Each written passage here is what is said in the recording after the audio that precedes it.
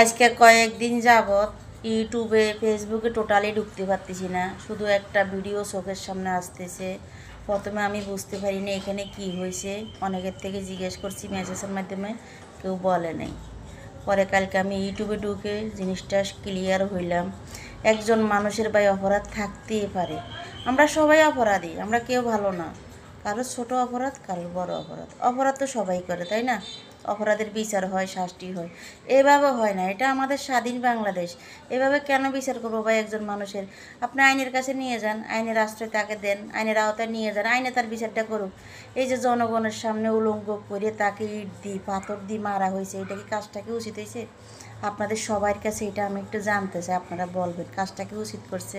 আজকে তার দুইটা সন্তান এতিম, তার মা বাবা আছে কিনা আমি জানি না, সন্তানগুলো আমি দেখছি, তার স্ত্রীকে আমি দেখছি। আজকে তার স্ত্রীটা অসহায় হয়ে গেল, অল্প বয়সে স্বামীহারা হয়ে গেল। তার মা বাপ থাকলে আজকে তার মা বাবার কী অবস্থা দেখেন, সন্তানহারা হয়ে গেছে।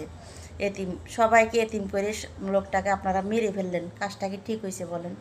আজকে আপনাদের কি হবে? এখন তো জনগণও চাবে আপনাদেরকে এরকম আনি রাস্তার মাঝখানে ইট দিই পাথর দিয়ে মারার জন্য। তখন আপনাদের কী হবে, আপনাদের পরিবারের কী হবে? ভাই, একটা কাজ করার আগে নিজের পরিবারের কথা ভাববেন, যে আমি যে একজন মানুষের দূরাচ্ছি, আমারও দূরতে হবে, এটা সবাই মাথা রাখবেন। একজনকে দূরে আপনি শান্তি মতন জীবনে ঘুমাইতে পারবেন না। তা আমাদের সবাইরই আবেদন, সবার কথা আমি বলতে পারি না, তো আমি চাইতেছি যে তার সন্তানগুলো যারা এতিম করছে, তার স্ত্রীকে অসহায় করছে, তার মা বাবাকে এসে সন্তান হারা করছে, ওদেরকে এভাবে জনগণের সামনে, জনগণের হাতে তুলে দেওয়া হোক, ইট দিয়ে পাথর দিয়ে মারার জন্য উলঙ্গ করি। ওদের শাস্তি আমরা সবাই চাই, তাহলে বাংলাদেশের মানুষ ভয় পাবে। বা এটা আমাদের স্বাধীন বাংলাদেশ।